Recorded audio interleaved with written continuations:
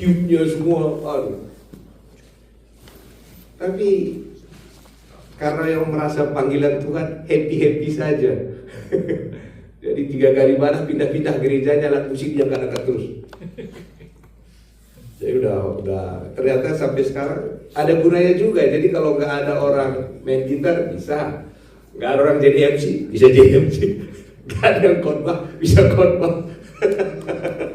Sekarang saya belajar masak di rumah supaya besok-besok saya bawa makan.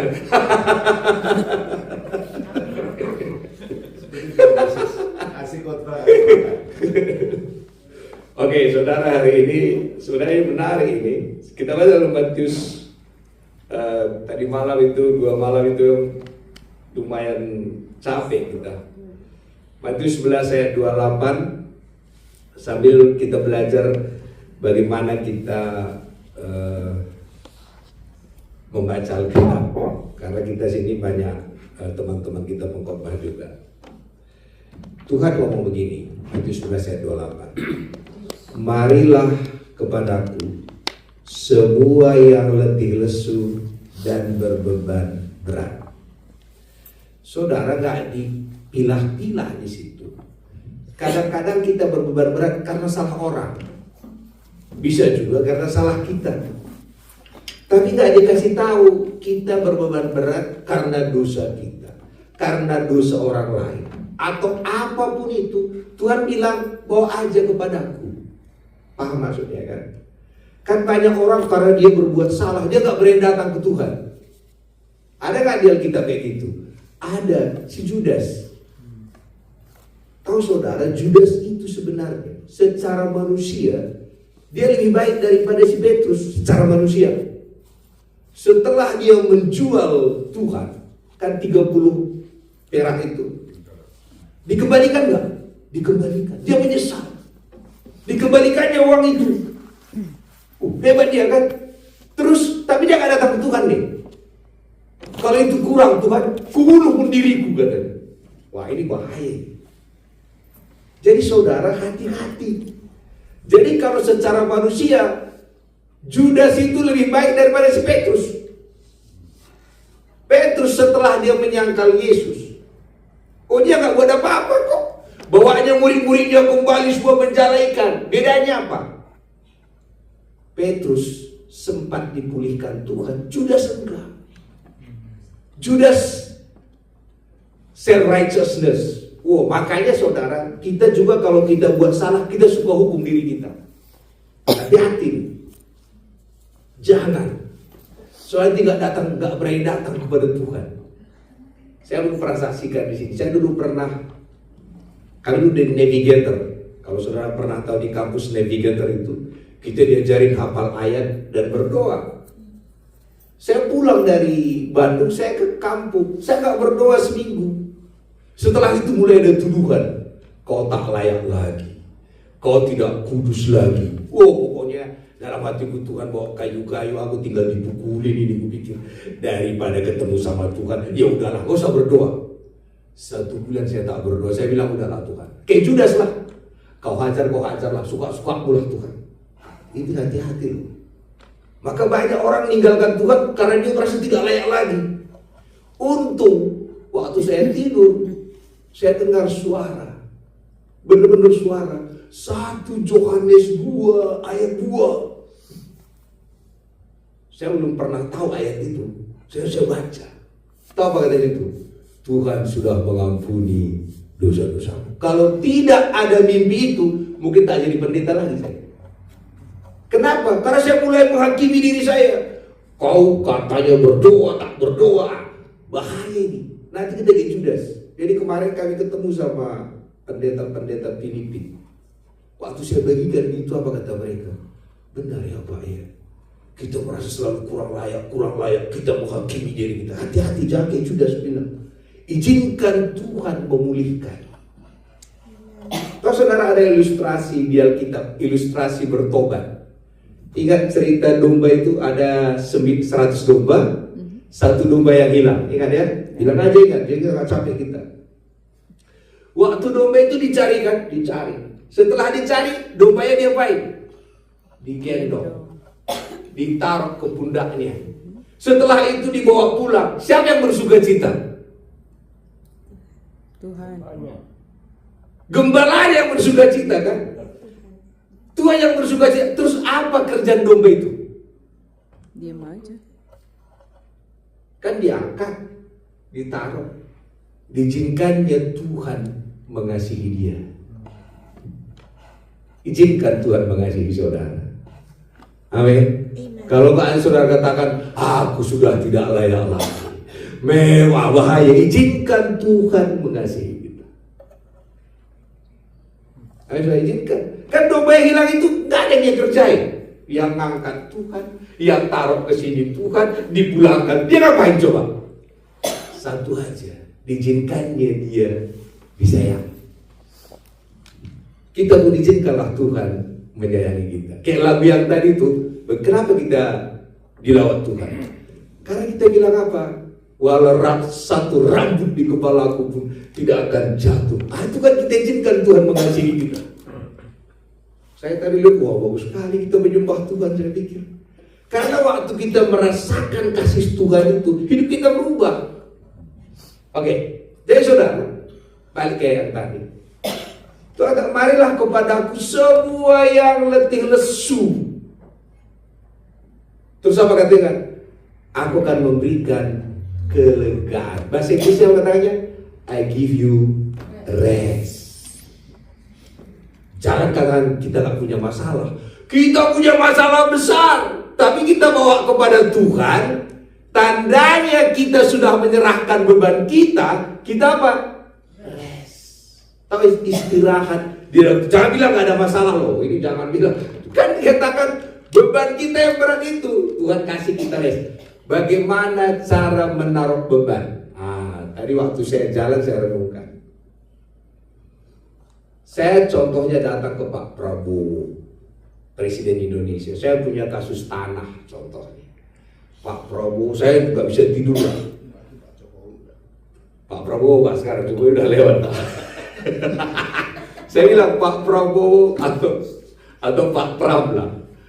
Ini kasus tanah saya. Ini kan kasus tanah saya.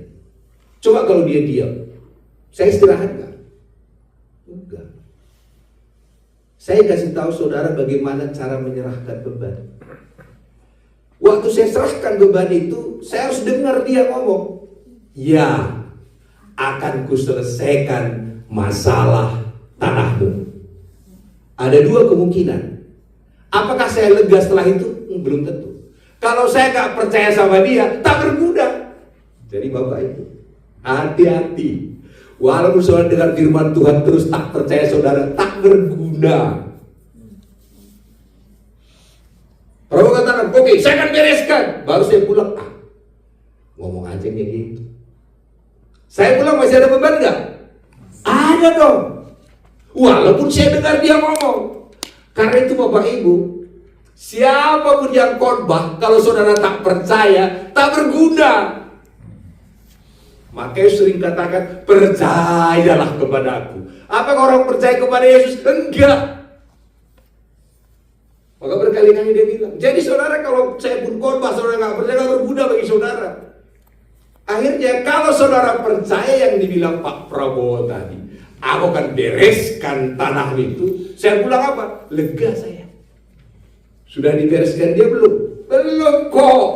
Tapi dia sudah katakan, wah Prabowo sudah bereskan itu. Makanya ini saya ajarin. Jadi waktu saudara serahkan beban saudara kepada Tuhan, sudah ada jawabannya di Alkitab. Jadi jangan kemana-mana lagi, jangan tunggu nubuatan lagi. Semua kebutuhan kita, Tuhan memberikan jawaban buat semua kebutuhan kita lewat firman. Lewat firman, gak ada yang lain. Sekarang kita punya masalah kebutuhan keuangan contohnya.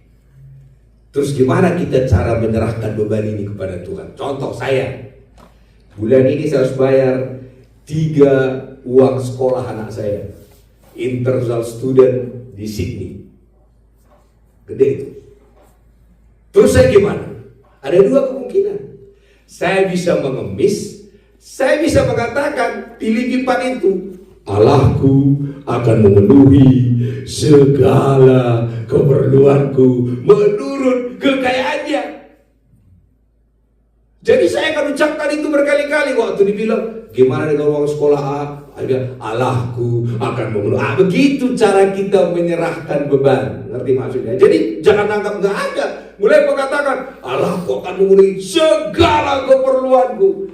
Dan tahu saudara apa kata setan? Masa iya? Disitulah peperangan iman itu. Masa iya? Dari mana? Gimana caranya? Saudara jangan dengerin itu kan makin kencang. Dan kalau saudara kalah, wajah saudara mulai cemberut. Saudara mulai berkokok, kok begini saya ikut Tuhan. Kok begini, udah kalah itu. Dan akhirnya saudara menyalahkan semua orang. Setelah saudara salahkan Tuhan, saudara salahkan. Karena kalau kita sudah kalah, kalau saudara lagi sakit, semua jadi masalah. Ada dulu orang begini kan, dipegang di sini sakit, dipegang di sini sakit, semua sakit. Ternyata yang sakit di sini. Jadi kalau saudara sakit, kemana pun saudara kan sakit. Operasi pun di sini kok yang sakit. Jadi ngerti ya, cara menyerahkan beban itu adalah pegang janji Tuhan. Amin. Tapi kalau setan katakan, mulai setan katakan, kau tidak layak. Di situ peperangan yang besar. Saya katakan, dia minta uang, dia kasih laporan. Saya dapat namanya administration fee 20% dari 50 juta. Dia dapat 10 juta per satu rumah. 300 rumah, 3 miliar. Rupiah kan, dolar kan lumayan itu. 100 ribuan lebih. 200 ribu dolar. Yang mau saya sampaikan, kalau salah saudara pun ada jalan Tuhan memberkati saudara, apalagi kebenaran saudara. Saya tidak suka salah, tapi saya sudah salah saat itu. Masalah yang kedua, saya harus cerita. Saya punya 5 rumah di Batam. Karena nggak punya duit, saya masukkan 3 listrik. Yang 2 saya ambil dari belakang, ngerti? Veterannya ditaruh 3, 2 lagi taruh dari belakang. Ditangkap sama PLN. Nakal juga. PLN ditangkap kau ya. Kau didenda 25 juta. Dimatikan aja lampu itu. Terus gimana doanya? Saya ingin tanya sudah, gimana doanya? Ampuni saya. Itu paling mantap. Saya enggak, pertama hajar saya Tuhan. Sudah berdosa saya Tuhan. Tuhan bilang, so what I can do for you, katanya. Pokoknya aku udah berdosa. Terus gimana tolong kau? Pokoknya aku berdosa. Kalau nggak bisa aku tolong kau, kata Tuhan. Jadi saya itu kan 25 juta didenda. Saya bilang, Tuhan, aku butuh 50 juta. Baru Tuhan bilang, lagian aku tak bisa marahin kau. Kenapa? Dosa ini Yesus sudah bayar. Kalau ku marahin lagi kau, Yesus nanti marahin aku. Lalu saya pikir, dari mana ayatnya? Maka ayat bilang itu, cara memarahin dia dengan cara memberkati dia. Itu yang kita nggak mengerti. Kita nggak mengerti kasih sayang Tuhan. Lihat ayat hilang, ada nggak dimarahin? Ayat ditanya, audit dulu, berapa udah habiskan uang itu? Nggak ada. Semakin saudara diberkati Tuhan dengan cara yang saudara nggak mengerti, semakin takut saudara. Anak saya di Australia ada 3 orang. Mereka suka nangis. Pak, katanya, kami tahu lo kerjaan bapak nggak ada, kerjaan mama juga nggak ada. Semua kita nggak ada yang kerja. Bapak pendeta doang. Udah 7 tahun kami di Australia, Pak. Tuhan pelihara. 3 anak saya begitu. Jadi mereka terharu melihat pemeliharaan Tuhan. Akhirnya 3-tiganya pelayanan semua. Anak saya yang paling tua itu 2 kali di gereja. Anak saya yang bungsu itu pengkhotbah di gereja. Kenapa saya suka bilang sama mereka? Bapakmu sebenarnya tidak ada apa-apanya. Dan bapakmu yang di surga itu baik kali. Akhirnya mereka bilang, kami Pak setelah nanti kerja kau pengen jadi pendeta. Kami akan jadi pendeta. Yang saya sampaikan saudara, cara kita untuk membawa beban kita adalah mulai melihat kebaikan Tuhan. Maka banyak orang marah sama saya. Pak Jo tuh kok banyak salahnya, kok masih diberkati Tuhan? Saya bilang, saya diberkati Tuhan karena Tuhan baik. Saudara gak bisa diberkati Tuhan karena kau anggap kau paling hebat. Alkitab mengatakan Tuhan menantang orang congkak. Orang berdosa gak pernah ditantang dia. Tapi kalau orang congkak, ajak aja berantem. Ayo kita berantem. Jadi saya lihat juga, dan sekarang saudara kita ada grup pendeta Filipina. Mereka lebih established dari kita. Gereja mereka lebih gede. Tapi tahu apa yang terjadi? Mereka ikut yang saya bilang. Kita buka gereja, siapa? Jadi kita buka gereja di San Diego, di Vegas, sama di Florida. All Philippine speaking. Mereka siap. Pokoknya kali itu apa kata Pak Jo. Mereka lebih tua dari saya. Udah pada punya cucu mereka. Dan mereka dengerin saya. Waktu saya cerita tentang Judas ini, dia bilang, tiap bulan kita ketemu ya. Karena kami belum pernah dengar yang satu ini.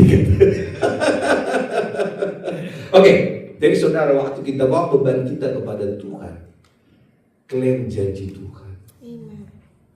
Dia tidak ngomong lagi dari mana-mana, dia ngomong dari firman-Nya. Apa katanya? Allahku akan memenuhi segala keperluan. Jadi waktu kan saya boleh terima, aku terima anugerah kebenaran, aku terima anugerah sukacita. Akhirnya gara-gara Mike lah, akhirnya bangun 300 rumah. Nama kita terkenal di Aceh, terkenal di Batam, padahal salahnya yang kita buat. Karena itu saya mengerti kasih karunia Tuhan yang besar. Yang kedua, terus kita nggak punya masalah. Ada ayat selanjutnya, Pak. Ini dikatakan, tadi kan kita punya apa? Punya beban dan kita lega. Ayat selanjutnya katakannya, pikulah ku yang kupasang. Ku ini begini, saudara. Ku ini begini. Anggap lembu, tahu lembu A, lembu B. Ku itu yang menyatukannya. Jadi kalau saya di sini, Yesus di situ, ada ku, itulah ku. Kalau Yesus ke kanan, saya ke kanan, maka gak capek. Kalau Yesus ke kanan, saya ke kiri, ia sakit. Makanya dikatakan itulah salib. Jadi kalau orang katakan mikul salib, iya, kalau dia ngotot sakit. Tapi kalau tidak, ku yang kupasang itu Ringan. enak. Ringan atau enak? Ringan ya. Ku yang kupasang, ku yang kupasang itu enak. Ku yang kupasang itu apa? Enak. Oh, jadi kalau ada orang katakan ngikut Tuhan susah, ada benernya. Karena waktu Tuhan ke kanan, dia ke kiri, dia langsung sakit. Saya bilang ngikut Tuhan enak. Waktu dia ke kanan, saya ke kanan. Jadi dua-dua benar khotbah ini.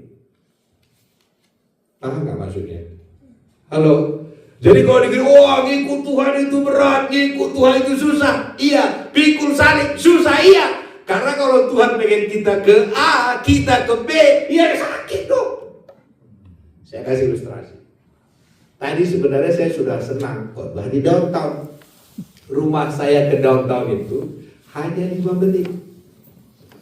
Jam 3 saya sudah buat berdering, nanti jam 3 saya mandi, siap-siap. Deket, tak perlu capek. Tiba-tiba 2:30 dapat telepon dari komandan, Bu Tilda. Pak Jo khotbah di sini ya.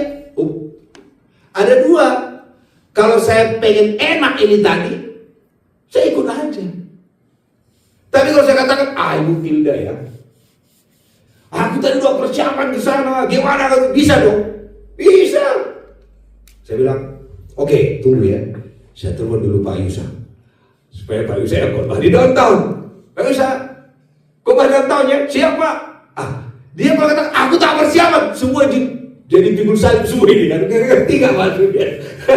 Paham gak maksudnya ini? Jadi pikul salib semua. Saya bilang oke. Baru udah, saya happy aja. Jadi kalau saudara katakan kita harus pikul salib, iya kalau saudara ngotot. Tapi kalau saudara tidak ngotot, enak.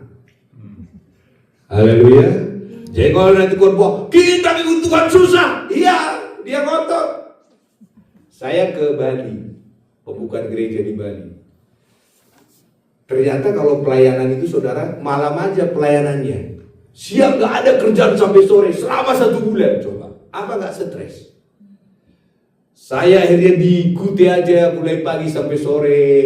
Kayak si Juno saja di situ menatap nasibku. Karena pelayanan hanya malam aja 3 kali seminggu. Si saya nggak ada kerjaan. Wah Tuhan bikin. Ku telponilah komando gembala. Pak, udah males aku di Bali ini Pak. Udah 1 bulan aku di sini. Bapak kasih duit pun enggak.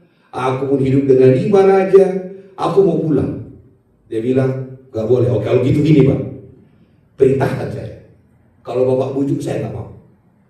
Tapi kalau Bapak katakan, ku perintahkan kau, itu pegang. Paham gak maksudnya? Kalau perintahkan ikut aja. Ku perintahkan kau. Oke. Jadi tiap kali aku mau sudah diperintahkan komando itu adalah utusan Tuhan, aku siap Tuhan, senyum aja saya. Ngerti? Paham maksud yang mau saya sampaikan? Jadi saya enjoy aja. Kenapa saya di Bali? Diperintahkan Tuhan. Karena bagi saya pemimpin itu adalah suara Tuhan bagi saya. Nah. Jadi saya nggak sungguh-sungguh. Waktu saya ke Batam juga sama. Jadi bos saya bilang, coba ada situ di Batam sekolah Alkitab, situlah si Arthur sekolah, teman bapak ini. Arthur sekolah, semua gratis, 25 orang, semua mereka makan gratis, semua gratis, mati pun gratis, kita urus semua. Odol mereka, siksa semua kita urus. Pokoknya mereka datang gak bawa apa-apa. Ku tanyalah bos ini soal Minggu Syarif tadi. Gaji saya berapa? Saya bilang. Dia bilang, orang Singapura nih, kalau aku ingat kau, aku kasih kau $100. Kalau aku tidak ingat kau, kau ingatkan Tuhan, ingatkan saya. Oke. Terus siswa ini gimana? Yesus kan puasa 40 hari kan katanya. Iya, biarkan mereka puasa 40 hari. Saya yakin aja. Kenapa? Dia suara Tuhan, kok ikut aja.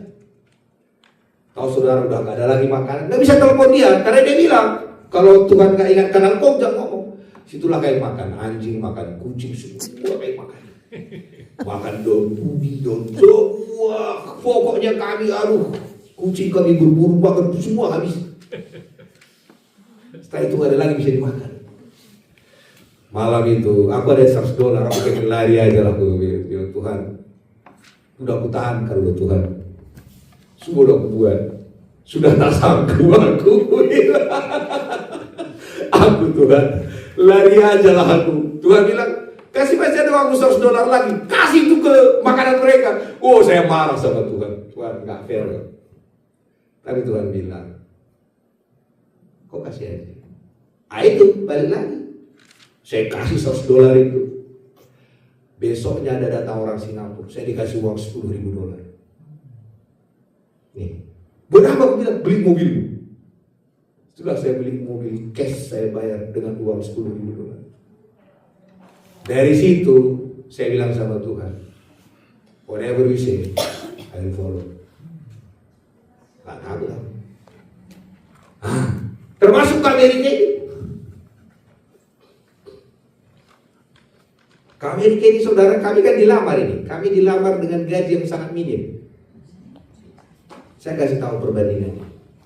Misionaris Amerika yang di sini, sangkatan kami, mereka kasih $9.500 per bulan.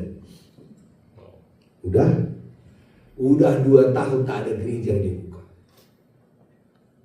Dikasih terus ini. Saya dikasih 3.500, kontrak rumah udah 2.000, pasti kurang. Saya udah jual 5 ruko saya di Indonesia. Saya udah jual juga segalanya. Tapi kenapa bagi saya gak mikul salib? Karena yang tadi Tuhan panggil, I enjoy. Terus saya di Batam, saudara cek Bapak tadi, kemarin kan calon wakil wali kota kan? Saya calon wakil wali kota usia 33 tahun. Saya calon DPD, udah banyak ya. Gede tempat kita. Sekarang pun aset kita di Rosdale itu ya $1 juta lebih. Di rumah dulu pembantu 4 orang. Kita punya 5 rumah. 1 rumah 800 meter luasnya. Kenapa saya nggak minum salib? Ya Tuhan bawa ke situ, udah aja. Maka saudara nggak pernah lihat saya stres kan? Oh saya masak sendiri, mana pernah saya masak, saya telepon saya gimana pokoknya mau, oke, Bapak happy, Tuhan suruh ikut aja. Jadi itulah ku itu. Maka saudara bilang, Pak Jo nggak mikul saya mikul, tapi saya merasa enak. Udah paham aja. Sekarang masalahnya masalah green card kami. Karena mereka nggak mau bayar pajak kami 50%, kami dikasih 1099. 1099 itu berarti kami itu kerja sendiri bayar 100%. Kami bayar, truk. Datang pengacara bilang itu nggak bisa diajukan buat green card, harus W2. Mereka nggak mau bayar. Apakah saya bersungguh-sungguh? Enggak, biarin aja. Saya terangkan soal tidur saya tadi supaya jangan digigit saudara katakan berkait denganku. Ikut aja. Bilang kiri kanan, ikut saja. Haleluya. Ikut saja. Jadi jangan komplain, santai aja. Terakhir pengacara telepon saya, Jo, nggak tahu lah orang ini, nggak ada yang mau bayar, akan terjadi denda. Mereka nggak mau bayar, kau yang bayar. No problem. Kok kau nggak pernah kau nggak pernah ada masalah? Aku ini kan ikut kuknya Tuhan. Enjoy saja. Terakhir pengacara bilang gini aja, kau perpanjang aja dulu R1-mu ya. Green card belakangan. Oh, yang mana pun kau pilih, I am happy. Gara-gara R1-nya diperpanjang, mereka terpaksa bayar gaji kami lagi. Harusnya nggak dapat gaji lagi. Dalam hatiku, kau mereka-reka yang tidak baik pun selalu aku beruntung. Haleluya. Amin. Untung belum diurus green card. Kalau green cardnya diurus, keluar working permit, tak digaji lagi. Tapi karena dia tidak mau bayar pajaknya, terpaksa R1 yang diperpanjang. Kalau kami dapat R1, terpaksa dia gaji. Maksud saya Bapak ini, ikut aja. Mau dilempar ke perapi-apian, nggak usah bersungut-sungut. Ada Tuhan yang tunggu di situ. Sama, saya sering bilang sama siswa saya, kalau boleh pilih, aku tidak mau siswaku kayak kalian. Kalian juga pasti nggak mau pemimpinan kayak saya. Kita sama-sama tidak suka kok. Tapi karena Tuhan menyatukan kita di sini, marilah kita saling menyukai. Sama kayak di gereja ini juga. Mungkin saya juga pikir, kenapa sih Pak Jo pendeta kami? Aku juga pikir, kenapa sih mereka cepat saya? Tapi karena Tuhan menyatukan kita di sini, just enjoy. Haleluya. Iya, nikmati saja, mengalir saja. Itu kalau enggak saudara akan sakit. Kenapa sih dia? Saudara sakit. Kalau tadi dipilih ada pendaftaran, saudara juga pasti bukan pilih saya pendeta saudara. Saya pun enggak pilih saudara jadi teman saya. Tapi kalau Tuhan sudah menyatukan kita di sini, kita dikatakan kita enakan saja. Yes. Amen. Makan bakso. Haleluya. Kalau kita makan bakso 3 kali, ya kita nikmati saja. Ibu Ica bilang bisa 1 bulan, ya bakso tiap hari. Jadi kuk itu saudara, dari mana saudara lihat? Maka saya, dia apa-apain pun saya santai aja. Ada pendeta, saya WA terus, kapan kita minum, kapan kita makan, aku diplok. Kemarin saya ketemu sama jemaahnya, bilang sama pendeta itu dulu, ada kasih, suruh dia mengampuni saya. Kalau aku sudah mengampuni dia dari dulu, lihat aku diblok kan, kok dia iya, padahal tiap hari kau tangan selamat Natal, kapan kita ketemu. Kalaupun dia benci kali sama saya, aku siap minta ampun. Kenapa saya nggak begitu penting? Karena ku tadi. Saudara, kalau saudara nggak keras, ngalir aja. Amin. Dan kalau itu saudara nggak akan pikul salib karena ku itu tadi enak. Jadi kalau tak enak saudara ngelawan, Tuhan bilang, kasih yang itu. Saudara nggak mau, saudara tunggu kapan dia hancur, kapan dia hancur. Tahu-tahu dia tidak hancur-hancur, saudara sakit hati. Banyak saudara. Yang mendoakan saya hancur pun banyak. Rata-rata hamba-hamba Tuhan, udah biasa. Ada, saya ketemu sama orang, sudah lama saya bantu dia. Tahu apa kata dia? Hidup bagi roda pada hati Pak Jo katanya. Pak Jo masih di atas, tunggu kapan Bapak di bawah. Saya bilang, saya nggak naik roda pada hati tunggu. Jadi Bapak naik apa katanya? Di Ulangan 28 itu nggak pernah dikatakan dia hidup bagi roda pada hati. Engkau akan tetap naik. Jadi begini Pak, aku bilang aku akan tetap naik, tetap naik, tetap naik. Sudah lama kami tunggu-tunggu Pak. Saudara, karena itu kita disuruh Tuhan saling mengasihi. Karena setan di luar sana, bahkan anak-anak Tuhan senang dia kita berantem. Senang dia. Jadi pikul salib itu saudara, supaya jangan lagi berat, ikut aja. Kita dengan betul Pak coba Pak siap. Mana saya ada komplain-komplain kan? Saya langsung siap aja kan. Enggak kutanya kenapa bagaimana, siap hadir. Ikut saja. Oh baru kulihat Dewi main gitar. Boleh saya main? Boleh main. Saya kasih tahu itu supaya saudara jangan dikit-dikit komplain. Bakso pun tiap hari nggak komplain juga kita, kalau boleh ganti sekali-sekali. Oke, cook itu tadi apa? Enak. Masih ada lagi. Selanjutnya. Belajarlah kepadaku. Ada di mana itu? Pikul kepada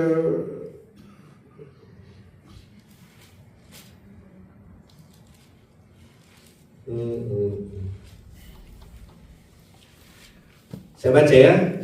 Pikul aku yang kupasang dan belajarlah padaku. Karena aku lemah lembut. Tuhan dikatakan aku keras, enggak, aku lemah lembut dan rendah hati, jiwamu akan mendapat ketenangan. Jadi kalau kita benar ngikut Tuhan itu apa? Lega, enak, tenang, damai.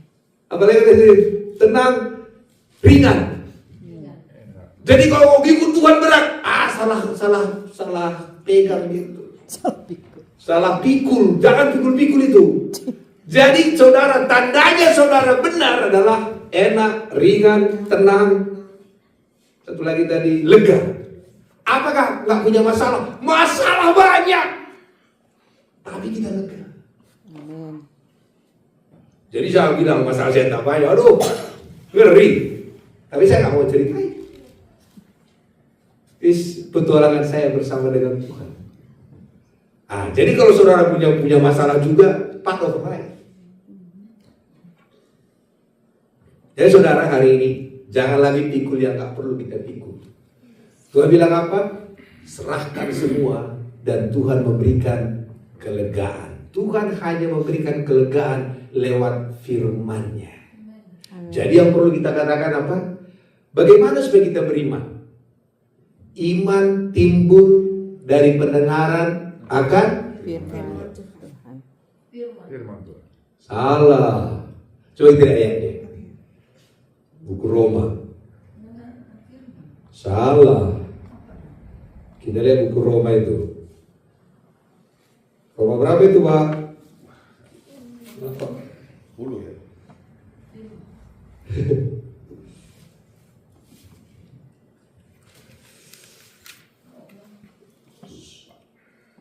Ini Pak Wahyu harus hafal ini.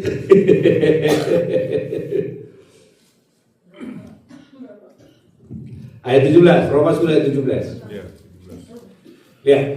Jadi iman timbul karena pendengaran oleh Firman Kristus. Kristus. Harus ada Kristusnya. Kalau saudara bukan dengar firman Kristus, saudara dengar firman Taurat, saudara takut. Saudara kan takut. Karena Taurat itu tidak membuat orang beriman. Taurat itu membuat karakter orang, perbuatan orang.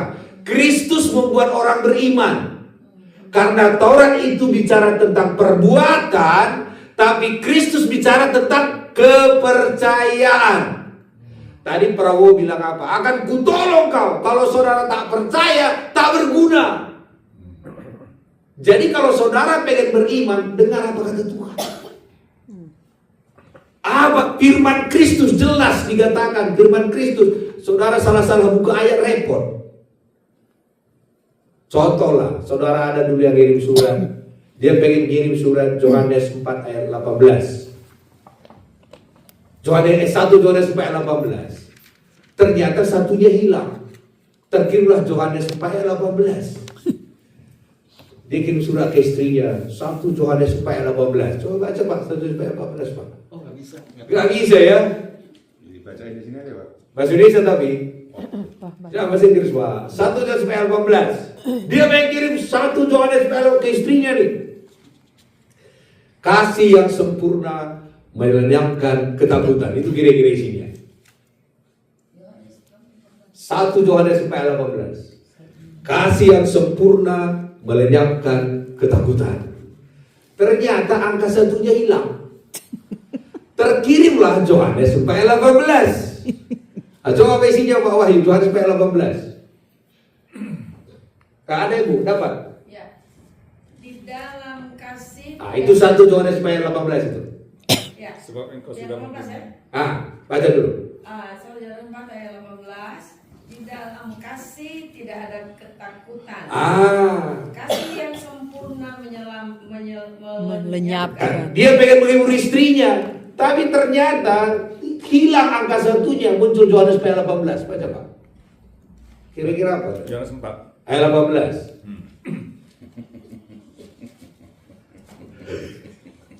Bawah. Yohanes 4 ayat 18 ya. Sebab engkau sudah mempunyai 5 suami. Kan ngeri. Paham gak? Dan sekarang pada suamimu dalam yang engkau berikan. Oke. Tapi ngerti maksudnya tadi kan? Dia pengen menghibur istrinya dengan 1 Yohanes 4 ayat 18. Kasih yang sempurna melenyapkan ketakutan. Angka satunya hilang. Muncullah Yohanes 4 ayat 18 yang dikatakan engkau miliki 5 suami. Yang hidupmu satu pun Tuhan. Iya. Ada yang ngerti, ada yang apa-apa lah, oke. Yang mau saya sampaikan, hati-hati kalau kita nggak tahu ayatnya yang mana. Karena itu dikatakan mendengarkan firman Kristus. Jadi kita perlu belajar dengar apa kata Tuhannya, apa kata Tuhannya. Jadi tiap hari kita dengar-dengaran, terus akan ditujukannya kepada apa? Kepada ayat. Jadi kalau ada nubuatan-nubuatan itu saudara maaf lah. Kalau dia bertentangan dengan Alkitab ini, tolak saja. Siapapun dia. Terus yang kedua saudara, kalau dia nakut-nakutin pun, tolak saja. Kenapa? Saya kasih tahu nih. Tuhan kan bersama dengan kita. Terus emangnya apa yang Tuhan takut? Mau perang pun dunia ini, emangnya Tuhan Yesus takut? Kalau saudara tahu Tuhan bersama dengan saudara, nubuat kenapa pun saudara gak takut. Amin. Karena Tuhan lebih hebat daripada api, daripada perang, daripada apa saja, Dia lebih hebat. Amin. Jadi kalau orang mengatakan nanti terjadi gempa, terjadi perang, kan kita aman di tangan Tuhan. Tapi waktu kita gak percaya kita di tangan Tuhan, menakutkan hidup ini. Saya kasih tahu, dunia ini semakin hancur kok. Saudara mau doakan bagaimanapun nggak bisa lagi, karena sudah dikutuk. Saya kasih tahu, sampai ke tubuh saudara, tubuh kita ini. Mau menyembah Tuhan pun kita setiap hari mati juga kita. Sekudus apapun mati juga, karena memang tubuh kita sudah kena kutuk, harus kembali ke tanah. Maka wajar kalau kita sakit. Itu kan caranya aja. Jadi kalau orang meninggal, ada yang meninggal naik pesawat, ada yang ditendang mobil, biarin aja, gak usah dihakimi. Jalan-jalan ke sana itu bebas-bebas kok. Jadi gak usah kita hakimin, oh dia gimana dia meninggalnya. Terserahlah. Gak usah kita bahas, yang penting dia sudah sama Bapa di surga. Karena saya tahu ada pendeta, waktu dia naik pesawat jatuh mati dia gini orang dia. Yang jadi masalah, teman saya main badminton banyak pendeta mati juga. Repotnya ada lagi pada lagi tidur mati juga, ada lagi khotbah mati juga. Terus gimana kita hadiri? Jangan. Tubuh kita ini sudah ditetapkan untuk mati sekali. Dunia ini pun, saudara mau berdoa pun topang dunia ini mau hancur. Maka akan ada dunia yang baru, tubuh yang baru. Jadi saudara, jangan takut dengan semua nubuatan-nubuatan yang aneh-aneh di luar sana. Akhir zaman, mau apapun Tuhan berjanji. Aku menyertai engkau sampai kesudahan zaman. Haleluya. Dan Tuhan buktikan apa? Singa pun gak perlu kita takutkan, apapun gak perlu. Dan Tuhan bilang apa dalam buku Yesaya? Aku sendiri hendak berjalan di depanmu, meratakan gunung-gunung, mematahkan palang besi dan pintu tembaga. Jadi kalau kita dengar suara Tuhan kayak gini, mana kita takut? Maka saya nggak pernah nakut-nakutin saudara. Ada Tuhan sama saudara, gimana saya nakut-nakutin saudara? Emang Tuhan segan sama siapa? Orang mati aja dibangkitkan. Dan dia janji akan bersama kita kemana pun kita pergi. Dan dia berjanji tak pernah meninggalkan kita. Jadi hari saya simpulin saudara, ikut Tuhan itu lega, enak, ringan, dan tenang. Mari kita berdoa.